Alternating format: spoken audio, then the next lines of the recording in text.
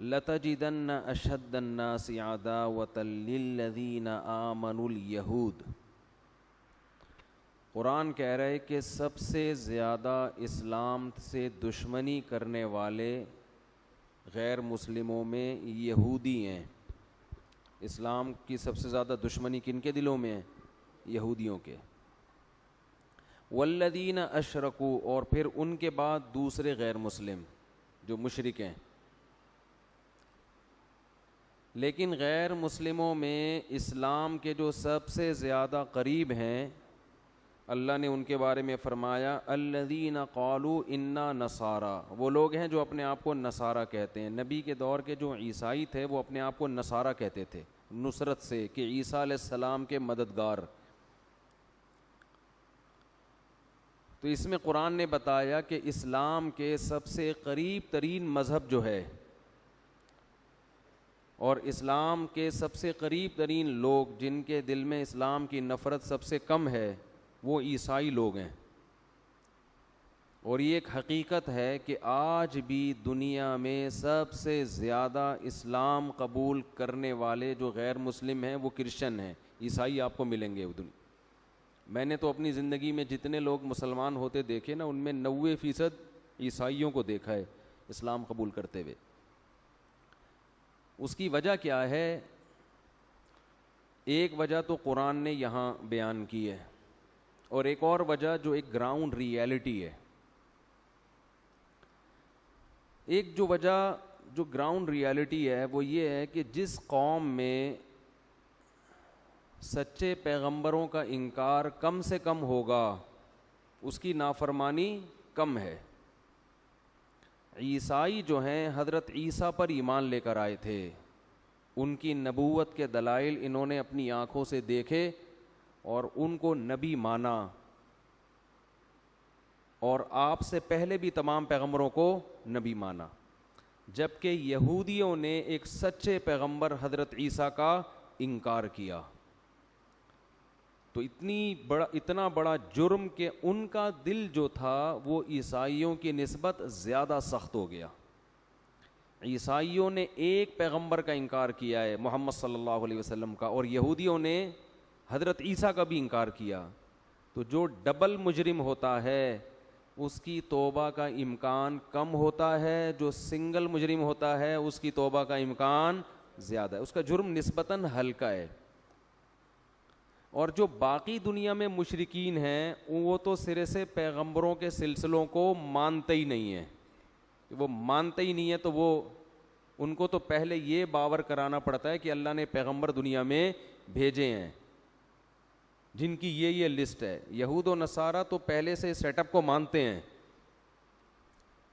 اب سوال پیدا ہوتا ہے اس لحاظ سے تو یہودیوں کو مشرکین کے بعد اسلام کا دشمن ہونا چاہیے، کیونکہ یہودی تو پیغمبروں کے سلسلوں کو مانتے ہیں. اور پریکٹیکل لائف میں اگر دیکھا جائے، یعنی پریکٹیکلی جو یہودیوں کا مذہب ہے وہ عملی طور پر اسلام کے آج بھی زیادہ قریب ہے. یہودی ذبح کر کے کھاتے ہیں. جو مذہبی یہودی ہیں وہ سور کا گوشت نہیں کھاتے، وہ نماز بھی پڑھتے ہیں، وہ وضو بھی کرتے ہیں. نیٹ پہ دیکھ لیں آپ، یہودیوں کے وضو نظر آئے گا آپ کو. تو پھر تو یہودیوں کو چلو عیسائیوں کی نسبت قریب نہیں ہوتے، کم از کم ہندوؤں اور دوسری قوموں کی نسبت اسلام کے زیادہ قریب ہونا چاہیے تھا، یعنی محبت کے اعتبار سے. لیکن وہ سب سے دور اس لیے ہیں کہ اسلام نے ان کی چودراہٹ کو ختم کیا ہے آ کے.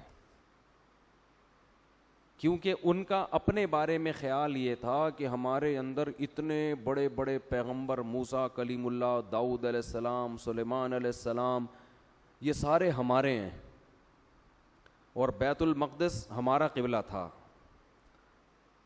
یہ ہمارے کنٹرول میں تھا، یہاں ہماری خلافت قائم ہوئی تھی. تو ہم ایک امی نبی پر کیسے ایمان لے آئیں؟ تو اس جیلسی کی وجہ سے، حسد کی وجہ سے وہ اسلام کے سب سے بڑے دشمن ہیں. باقیوں کی تو دنیا پہ حکومتیں ہوئی نہیں ہیں نا اتنے بڑے پیمانے پر. دنیا پہ راج آسمانی مذہبوں نے کیا، یاد رکھو. دنیا میں جو خلافتیں بڑی بڑی قائم ہوئی ہیں نا وہ کن کی؟ جو مذہب کو فالو کرنے والے لوگ تھے. اور یہ ایتھیس کتنے بڑے ہٹ دھرم ہیں, یہ کہتے ہیں عیسیٰ موسیٰ نام کی کوئی شخصیت دنیا میں گزری ہے ہی نہیں. یہ اتنا بڑا جھوٹ ہے نا کہ جن کے فالوورز آج بھی دنیا میں سب سے زیادہ ہیں, ان شخصیتوں کا ہی سرے سے انکار کر دینا, یہ ضد اور ہٹ دھرمی ہے. تو اسلام کے سب سے زیادہ قریب کون ہے؟ عیسائی. ایک وجہ تو میں نے بتائی کہ ان کا جرم نسبتاً کم ہے. دوسری بات یہ کہ کچھ چیزیں ان کی مذہب کا حصہ ہیں جن کی وجہ سے ان میں تکبر دوسروں کی نسبت کم ہے. انسان حق کا انکار کرتا ہے تکبر کی وجہ سے, بڑائی کی وجہ سے. ہم چما دیگرے نیست, مجھ جیسا کوئی نہیں ہے, میں کیوں دوسرے کو مانوں.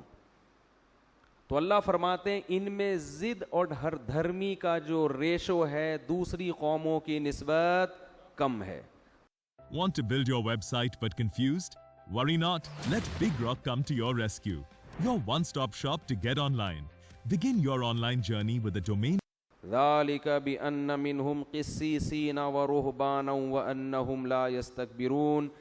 وجہ کیا ہے؟ ان کے مذہب میں رہبانیت تھی, دنیا سے بے رغبتی, دنیا کی لالچ, دنیا, پیسہ, دولت, اس سے دور. یہاں تک کہ جو پادری ہوتے تھے, جو اصل راہب, وہ جنگلوں میں جا کے اللہ کی عبادت کیا کرتے تھے. اور دنیا کی محبت جو ہے وہ ہر برائی کی جڑ ہے. ہر برائی کی جڑ کیا ہے؟ تو جس کے مذہب ہی ہو دنیا سے بے رغبتی. حتیٰ کہ عیسائی مذہب میں شادی بھی کوئی اچھا کام نہیں ہے. کہتے ہیں بغیر نکاح کے زندگی گزار سکتے ہو, عورت سے دور, پاک دامن, تمیز سے, اچھے بچوں کی طرح, یہ زیادہ اچھا ہے. تو وہ کہتے ہیں یہ شادی بھی کیا ہے؟ عیاشی. یہ ان کے مذہب میں اصل میں تھا نہیں, بعد میں انہوں نے ڈال دیا ہے. لیکن بہرحال اس کی بیس تو یہ تھی نا کہ عیش و عشرت سے دور رہنا ہے. تو اس کا نتیجہ کم از کم جب یہ چیز انسان میں ہوتی ہے, وہ صحیح ہو یا غلط ایک الگ بات ہے, لیکن اس کا جو نتیجہ نکلتا ہے وہ یہ کہ انسان میں دنیا کی محبت نہیں رہے, وہ پہلے سے قربانی دینے کے لیے آمادہ ہے. اور یہ جو تکبر والی بات ہے نا, قرآن کہہ رہا ہے وَأَنَّهُمْ لَا يَسْتَكْبِرُونَ, یہ تکبر نہیں کرتے. یعنی میجورٹی کی بات ہو رہی ہے نا, ہر ایک کی بات تو نہیں ہو رہی. جب بھی کسی قوم پہ کوئی حکم لگایا جاتا ہے تو یہ نہیں کہ ایک ایک فرد ایسا ہے, بلکہ عمومی طور پر یہ ماحول ہے ان کے اندر. تو یہ چیز آج بھی آپ کو گوروں میں نظر آئے گی, جو عیسائی ہیں نا ان میں آپ کو یہ چیز آج بھی نظر آئے گی. جب آپ ان سے بات کریں گے کم از کم تمیز سے بات سنیں گے آپ کی, مانے نہ مانے الگ بات ہے, ڈیبیٹ کریں گے, بحث کریں گے. لیکن دوسرے مذہب والوں کو چھیڑ کے دیکھ لو آپ, ایسا لگے گا جیسے 1000 وولٹ کا آپ کو جھٹکا لگا ہے. میں ابھی سوات گیا نا, تو مجھے وہاں کوئی بڑا ہوٹل تھا, تو وہاں کے مینیجر تھے یا کوئی ملازم تھے, انہوں نے بتایا کہ بڑی LED پر میرا بیان لگا ہوا تھا وہاں سوات میں نا, ہوٹل میں کسی انہوں نے لگا دیا ہوگا. تو گورا سن رہا تھا, وہ توحید پر بیان تھا اور اس کا نیچے ٹرانسلیشن بھی چل رہی تھی. تو کہہ رہے ہیں وہ گورے نے سنا, اس نے بولا یار یہ تو بڑا زبردست بیان ہے, مجھے ان مفتی صاحب سے ملاؤ. تو کہہ رہے ہیں میرے پاس نمبر نہیں تھا, آپ کا کوئی رابطہ نمبر نہیں تھا, ورنہ میں ملاتا. تو دیکھو یہ گورے نے سنا نا, اس نے فوراً پازیٹیو کمنٹس دیے. میں یہ نہیں کہہ رہا کہ ہندوؤں میں اچھے لوگ نہیں ہوتے, ایک میجورٹی کی بات کر. بہت سے ہندو بھی پازیٹیو کمنٹس کرتے ہیں, بہت سے سکھ بھی سنتے ہیں, بہت سے یہودی بھی سنتے ہوں گے, سارے ایک جیسے تھوڑی ہیں. لیکن عمومی ماحول آپ کو عیسائیوں میں ضد اور ہٹ دھرمی کا نسبتاً کم نظر آئے گا. اور یہ ایک حقیقت ہے کہ دنیا میں سب سے زیادہ اسلام قبول کرنے والا مذہب کون سا ہے؟ عیسائی ہیں, وہ قریب ہیں اسلام کے. پھر آگے قرآن ان کی کیفیت کو بیان کرتا ہے کہ یہ جب اللہ کی آیات سنتے ہیں, وَإِذَا سَمِعُوا مَا أُنزِلَ إِلَى الرَّسُولِ, تو ان میں بہت سوں کی حالت یہ ہوتی ہے کہ جو کلام اللہ نے رسول پہ نازل کیا, جب یہ اس کلام کو سنتے ہیں, تَرَىٰ أَعْيُنَهُمْ تَفِيضُ مِنَ الدَّمْ, آپ دیکھیں گے کہ ان کی آنکھیں آنسوؤں سے بہنا شروع کر دیتی ہیں. اصل میں تو ہم تو قرآن پیش اصل کرتے ہی نہیں نا غیر مسلموں کے سامنے, ہمارا تو آپس کے پھڈے ختم ہوں گے تو پھر آگے غیر مسلم کو پیش کریں گے نا. قرآن کہہ رہے یہ جو قرآن اصل جب یہ سنتے ہیں نا, اے مخاطب ترا اعینہم, تو دیکھے گا ان کی آنکھوں کو, تفیض من الدم, ایسا ان پہ اثر ہوتا ہے کہ یہ آنسوؤں سے بہنا شروع کر دیتی ہیں. یہ بلاغت ہے قرآن کی. آنسوؤں میں آنکھیں نہیں بہا کرتی, آنکھوں سے آنسو بہا کرتے ہیں, لیکن قرآن کہہ رہا ہے آنسوؤں سے آنکھیں بہنا شروع ہو جاتی ہے. قرآن کوئی سائنس کی کتاب نہیں ہے کہ اب آپ لیبارٹری میں جا کے ٹیسٹ کرواؤ کہ یار آنکھیں تو بہہ جائیں گی تو وہ تو بندہ ہی اندھا ہو جائے گا. سمجھ رہے کہ نہیں سمجھ رہے؟ یہ بلاغت ہے کہ اتنا روتے ہیں گویا آنسو نہیں بلکہ آنکھیں بہہ رہی ہیں. کیوں؟ مما عرفوا من الحق, ان کو حق مل جاتا ہے. اور پھر کیا کہتے ہیں؟ یقولون ربنا آمنا, اے ہمارے رب ہم ان آیتوں پر ایمان لے آئے. وما لنا لا نؤمن باللہ وما جاءنا من الحق, اور ہمیں کیا ہو گیا کہ ہم اس اللہ پہ ایمان نہ لے کر آئیں اور جو حق ہمارے پاس پہنچ چکا ہے اس کو تسلیم نہ کریں, ہمیں کیا ہو گیا؟ اتنی واضح آیات, اتنا صاف ستھرا عقیدہ قرآن بیان کر رہا ہے. وہ جو میرا بیان تھا نا جو گورے نے سنا اور کہا ملنا چاہتا ہوں, وہ توحید پر تھا کہ حضرت عیسیٰ اللہ کے بیٹے نہیں ہیں. قرآن نے توحید کو کیسے واضح انداز میں بیان کیا نا, تو اس سے وہ متاثر ہوا تھا. پتہ نہیں گیا کہاں مارکیٹ سے شارٹ ہو گیا. اللہ اسے ہدایت دے, اسلام کی توفیق دے. ایک اور گورا مارکیٹ میں آیا ہوا تھا تھوڑے دن پہلے, امریکن تھا, مسلمان ہوا, اتنی بڑی ماشاء اللہ اس کی داڑھی, اور افغانستان میں امریکی فوجی بن کے آیا تھا. ٹھیک ہے نا, مسلمان ہوا, ریٹائر بھی ہو گیا تھا وہ, تو مسلمان ہوا, پھر مسلمان ہو کے ادھر پاکستان بھی آیا, ادھر ہم سے بھی ملنے کے لیے آیا تھا. ابھی پتہ نہیں شاید امریکہ میں بیٹھا ہوا ہے. اور اس کو مسلمان بھی سوات کے ایک پٹھان نے کیا, تو اس نے اس کو قرآن دیا, سمجھایا. تو وہ اتنا, ابھی میں سوات جا رہا تھا تو وہاں ہمارے وہ دوست ملے, انہوں نے کہا کہ اس کی سب سے بڑی خواہش ہے قرآن حفظ کرنے کی, اس گورے کی. وہ قرآن حفظ کرنے میں لگا ہوا ہے. تو اللہ قرآن میں فرماتے ہیں یقولون وما لنا لا نؤمن باللہ, وہ کہتے ہیں ہمیں کیا ہو گیا کہ ہم اتنی واضح آیات پر ایمان نہ لے کر آئیں. تو اللہ نے فرمایا وَإِذَا سَمِعُوا مَا أُنزِلَ إِلَى الرَّسُولِ, اور اس میں نجاشی کی طرف بھی اشارہ ہے. نجاشی عیسائی بادشاہ تھا. جب حضرت جعفر طیار نے سورہ مریم پڑھ کے سنائی ہے نجاشی کو, تو خود بھی رویا, اور جتنے پادری اس کے ارد گرد بیٹھے ہوئے تھے سب کی رو رو کے داڑیاں تر ہو گئیں. ذکر رحمت ربک عبدہ زکریا اذ نادى ربہ نداء خفیا قال رب انی وہن العظم منی واشتعل الرأس شیبا ولم اکن بدعائک رب شقیا. زکریا علیہ السلام کو تو عیسائی اپنا پیغمبر مانتے ہیں, مگر قرآن ان کے واقعات کو کیسے خوبصورت انداز میں بیان کر رہا ہے. وَاذْكُرْ فِي الْكِتَابِ مَرْيَمَ اِذِ انْتَبَذَتْ بِهِ مَكَانًا قَصِيًّا فَأَجَاءَهَا الْمَخَاضُ إِلَى جِذْعِ النَّخْلَةِ قَالَتْ يَا لَيْتَنِي مِتُّ قَبْلَ هَذَا وَكُنْتُ نَسِيًّا مَنْسِيًّا. بغیر شوہر کے حمل ٹھہر رہا ہے, وہ کہہ رہی ہے ہائے کاش یہ دن میں نے زندگی میں دیکھا نہ ہوتا.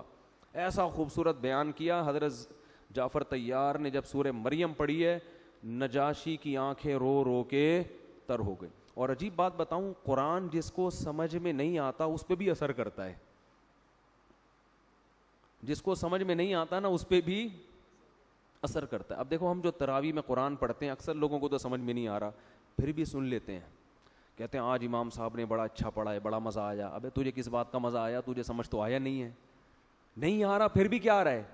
حالانکہ نہ یہ موسیقی ہے, نہ یہ کوئی ترنم سے پڑھے ہوئے اشعار ہیں, نہ یہ کوئی نظم ہے, نہ ہی معاذ اللہ کوئی سانگ ہے, کوئی گانا ہے, نہ کوئی آپ کے بزنس کا بھی ڈپلیکیٹ ہو گیا تو GoDaddy پہ آؤ اور .com کے ساتھ .in قوالی ہے کتاب, پھر بھی کیا آتا ہے؟ مزہ آتا ہے. حسن قراءت کے مقابلے ہوتے ہیں دنیا میں, ایوارڈ جیتتے ہیں قاری لوگ. یہ بلاغت ہے. میں نے جمعے کا خطبہ ایک ڈالا ہوا تھا بہت پرانا اپنا, وہ تو سارا عربی میں ہے نا, اس میں قرآنی آیات ہیں. نیچے ایک انگریز عورت نے کمنٹس کیے ہوئے تھے کہ میں پابندی سے یہ خطبہ سنتی ہوں, مجھے بہت ذہنی سکون ملتا ہے یہ سن کے. ایک گوری نے یہ کمنٹس کیے ہوئے تھے نیچے. میں جب ملیشیا میں تھا تو ساحل سمندر پہ ہم ویسے ہی لوفری کے لیے گئے. جائز لوفری تھی, ناجائز لوفری लोफरी से आप समझेंगे पता नहीं कोई सुट्टा लगाने गए थे वहाँ पे, वैसा ही घूमने फिरने के लिए। तो साहिल समंदर पे 2 बंदे नज़र आए मुझे, मैंने फिर उनकी वीडियो अपलोड भी की थी। वो बंदे दम करवा रहे थे किसी मौलाना साहब से। एक मौलाना कुरान पढ़ के उन पे क्या कर रहे थे, दम। तो मैंने जब इनको इंटरव्यू लिया तो पता चला ये दोनों बंदे गैर मुस्लिम हैं। मैंने कहा भाई तुम गैर मुस्लिम हो और तुम सूरह यासीन का अपने ऊपर दम करवा रहे हो। तो वो दोनों ईसाई थे। मैंने उनका इंटरव्यू लिया, वो यूट्यूब पे हमने पुराना हो गया 2-3 साल डाला भी था। वो दोनों कहने लगे कि हम जब बाइबल का अपने ऊपर दम करवाते हैं हमें फ़ायदा नहीं होता, हम जब कुरान पढ़ के दम करवाते हैं तो हमें सुकून मिलता है और शिफा मिलती है। तो मैंने कहा भाई फिर इस्लाम कबूल कर लो अल्लाह के बंदो। ठीक है ना, जब तुम्हें एक वाज़े फ़र्क पता चल रहा है। खैर वो उनका हेडिक है, कबूल करें ना करें। तो नजाशी की आंखें रो रो के तर हो गई। सहाबा कराम तो ये कुरान पढ़ के बहुत रोया करते थे, हमारे दिल सख्त हो गए हैं। हज़रत इक्रिमा जो हज़रत अब्दुल्ला बिन अब्बास के शागिर्द हैं, जब वो कुरान तिलावत के लिए उठाते तो सबसे पहले अपनी आँखों पे लगाते और फरमाते तिलावत से पहले, हादा कलाम रब्बी, ये मेरे रब का कलाम है। आहदू व मंशूर रब्बी, ये मेरे रब के आहद है, मुझसे इसने एग्रीमेंट किए हैं, मुझसे कलाम किया है और मुझसे उसने कुछ मुआहदे किए हैं। ये करोगे तो ये मिलेगा, इससे बचोगे तो ये मिलेगा। वो मेरे रब का कलाम है, मेरे रब का मंशूर है। ये कह के आंखों से लगाते और बहुत देर तक रोते। उसके बाद कुरान की तिलावत शुरू करते। देखो कुरान को समझ के पढ़ने की कोशिश करो। मेरा जो चैनल है ना मुफ्ती तारिक मसूद स्पीचेस, उस पे तफसीर के 100 से ज़्यादा लेक्चर अपलोड हो चुके हैं, वो आप ज़रूर सुने। शुरू के जो 8 लेक्चर हैं ना ऑनलाइन तफसीर के नाम से हैं, शुरू के 8 लेक्चरों में सिर्फ ग्रामर है, इतनी अरबी ग्रामर जिससे आपको कुरान समझ में आना शुरू हो जाए। उसके बाद उसी ग्रामर के हिसाब से कुरान में ही आपकी प्रैक्टिस करवाई है मैंने। जैसे आप टेंस पढ़ते हैं ना, टेंसेस, तो फिर सेंटेंस दिए जाते हैं आपकी, उसमें प्रैक्टिस करवाई जाती है। तो कुरान ही में उस ग्रामर की हमने क्या करवाई है, प्रैक्टिस। तो वो 100 से ज़्यादा लेक्चर अपलोड हो चुके हैं। अभी रमज़ान में थोड़ा सुस्ती हो रही है, मसरूफियत ज़्यादा है, तो वो आप 1 बाय 1 वो तमाम लेक्चर लाजमी सुने। उसका फ़ायदा इंशाअल्लाह ये होगा कि आपको कुरान ही की ज़बान में समझ में आना शुरू हो जाएगा, अरबी में समझ में आएगा। कुरान उर्दू या इंग्लिश में नहीं है, मज़ा नहीं आता। अबे यार कैसे समझाएं। वमा तिल्का बियमीनिक या मूसा क़ाल हिया असाया व औहयना इला उम्मि मूसा अन अर्ज़िई फ़इज़ा ख़िफ़्ति अलैहि फ़अल्क़ीहि फ़िल यम्मि वला तख़ाफ़ी वला तहज़नी इन्ना राद्दूहु इलैकि वजाइलूहु मिनल मुरसलीन। इस आयत में जो लज्जत और मज़ा है वो इसके तर्जुमे में बोलो नहीं है। अल्लाह हज़रत मूसा की माँ से खिताब कर रहा है। हज़रत मूसा की माँ से क्या कर रहा है, खिताब। वौहैना इला उम्मी मूसा, हमने मूसा की माँ को कहा, अन अर्ज़िई, इसे दूध पिला। फ़इज़ा ख़िफ़्ति अलैहि, जब तुझे डर हो ना कि फ़िरौन कत्ल कर देगा, फ़अल्क़ीहि फ़िल यम्मी, दरिया के हवाले कर दे। वला तख़ाफ़ी वला तहज़नी, खौफ मत कर, गम मत कर। इन्ना राद्दूहु इलैक, हम इसे तेरे पास पहुंचा के छोड़ेंगे।